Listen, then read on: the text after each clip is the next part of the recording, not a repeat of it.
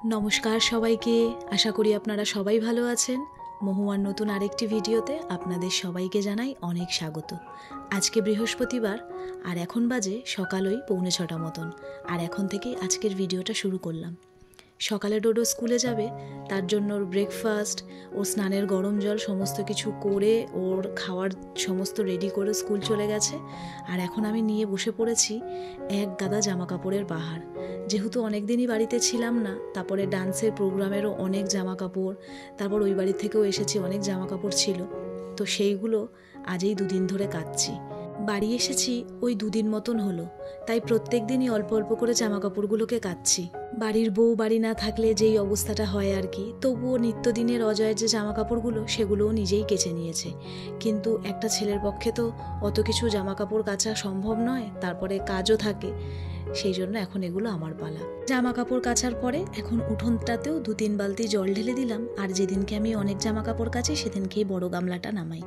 তো জামা কাপড় কেচে নিচেই জামা কাপড়গুলো জল ঝরাতে দিয়ে দিয়েছি। কাকিমাও তো আজকে কেচেছে, কাকিমা ছাদে দিয়েছে। তবে কাকিমার তো মেশিনের কাচা, একটু পরেই শুকিয়ে যাবে, তখন সমস্ত জামা কাপড় নিয়ে আবার ছাদে রোদ্রে মেলে দিয়ে আসবো। চলুন এখন একটু চা খাই। না, আজকে চা খাবো না, আজকে খাবো একটু কফি। এখন যেহেতু শীতকাল পড়ছে, এখন ওই প্রায় সময় আমার কফি খাওয়া হবে, কারণ শীতকালে আমার কফি খেতে ভীষণ ভালো লাগে। তাই এখন বলতে গেলে রোজই ওই কফিটাই খাবো।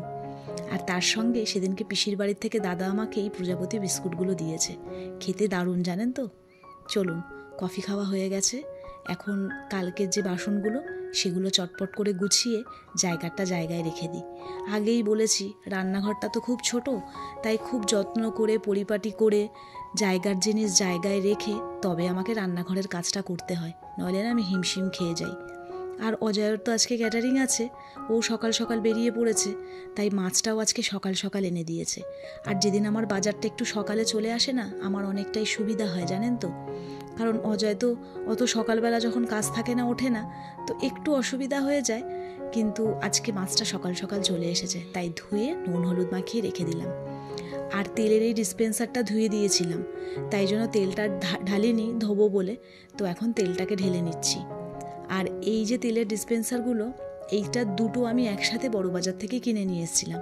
কদিন আগে হঠাৎ দেখছি যেটার মধ্যে আমি সর্ষের তেল রাখতাম, তার যে ঢাকনাটা সেটা না ফেটে গেছে।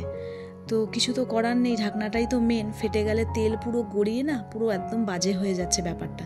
তাই ঘরে একটা থামস আপের শিশি ছিল, সেইটাকেই এখন আপাতত কাজ চালানোর মতন ঢেলে রেখেছি। আবার যখন বড় বাজার যাব তখন আবার ওরকম আরেকটা কিনে নিয়ে আসবো। খুব ভালো, জানেন তো, অনেক বেশি তেলও একসাথে পড়ে না, আর খুব ভালো জিনিসগুলো, তাই পরে গিয়ে আবার একটা কিনে নিয়ে আসবো। দিকের সমস্ত কাজ গুছিয়ে এখন চলে এলাম রুমে। রুমটাকে ভালো করে ক্লিন করব। এসেছি যেদিন, তার পরের দিন অতটা সময় হয়নি করার। আজকে যেহেতু ঘরে কেউ নেই, রান্নার বান্নার সেরকম চাপ নেই, মানে তাড়াহুড়ো নেই, ডোডো স্কুলে, অজয়ও কাজে বেরিয়ে পড়েছে, তাই আজকে ভালো করে রুমটা ক্লিন করব ভেবেছি। একটু ঝুলও পড়ে গেছিলো, পাখাটারও খুব বাজে অবস্থা, তাই আজকে বেশ খানিকটা সময় হাতে নিয়ে রুমটাকে খুব ভালো করে ক্লিন করব। আর তার ওপর তো জানেন শীতকাল, কিভাবে যে বেলা ছোট হয়ে যাচ্ছে, বেলার সঙ্গে যেন দৌড়ে পাচ্ছিই না।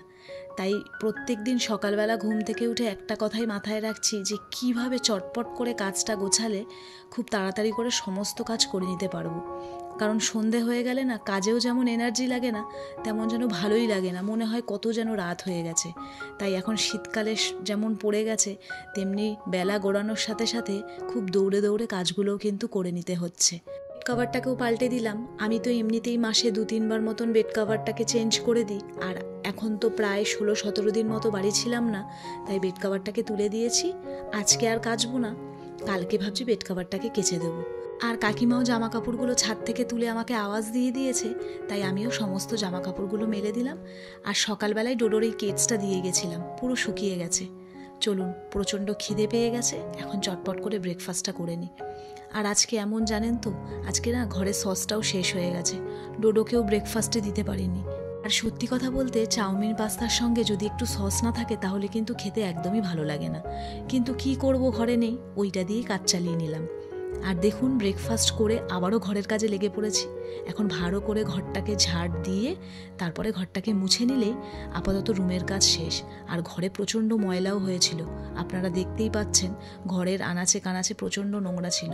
হ্যাঁ, অজয় প্রত্যেক দিনই ঘরের ঝাড় দিয়েছে, কিন্তু ওদের তো ঝাড় দেওয়া আর আমাদের মতন হবে না, তাই ঘরে প্রচণ্ড নোংরা হয়েছিল। তো ভালো করে ঘরটাকে ক্লিন করে নিয়েছি। আর এই বারান্দাটার মধ্যে তো ক্যাটারিংয়ের সমস্ত বাসন থাকে, আজকে সমস্ত বাসন বেরিয়ে গেছে, তাই ভাবলাম এই বারান্দাকেও একটু পরিষ্কার করে দিই। আর হঠাৎ বারান্দাটা পরিষ্কার করতে করতে ওপর থেকে এই স্টিকারটা যেই পড়ে গেছে, আমি এত জোরে ভয় পেয়ে গেছিলাম যে কি বলবো আপনাদেরকে। চলুন, আমার এদিকের কাজ শেষ হয়ে গেছে। সকালবেলা তো উঠোনটা জল দিয়ে ধুয়ে দিয়েছিলাম, তবু এখন একটু সামনেটুকু ঝাড় দিয়ে দিলাম। আর মা ঠাকুমাদের বলতে শুনেছি যে ঘরের ঝাঁটা দিয়ে নাকি বাইরে ঝাড় দিতে নেই। আমি খুব একটা দিই না, কিন্তু যদিও কোনো সময় দিয়ে দিই তাহলে আমি ঝাঁটাটাকে ভালো করে ধুয়ে রেখে দিই। আর এখন একটু সার্ফ দিয়েও ধুয়ে দিলাম ভালো করে, কারণ ঝাঁটাটাও নোংরা হয়েছিল। আর এদিকে দেখুন কত সবজি অজয় এনে দিয়ে গেছে, কারণ ফ্রিজ তো আমার একদিন পুরো খালিই ছিল। আমি আনতে কিছু না করেছিলাম, কারণ রান্না করব না, যাওয়ার আগে সমস্ত সবজি শেষ করে দিয়ে গেছিলাম। আর এখন দেখুন আবার একদম ফ্রিজ ভর্তি করে রাখার মতন সবজি এসে গেছে, তো ওগুলো ফ্রিজে ঢুকিয়ে দিয়েছি। আর মায়ের ওখান থেকে নিয়ে এসেছিলাম এই মোচাটা, একদম ছোট্ট মোচা, মানে রান্না করলে যে কতটুকু হবে আমি নিজেও জানি না। অজয় বাড়িতে নেই, তো আমি ডোডো আর মাকে একটু পাঠাবো। এই মোচা কাটা এই সমস্ত ক্রেডিটটা কিন্তু সম্পূর্ণ আমার ঠাকুমার কাছে যায়, ঠাকুমাকে যায়, সরি, কারণ ঠাকুমার থেকেই এই মোচা কাটা শিখেছি আমি।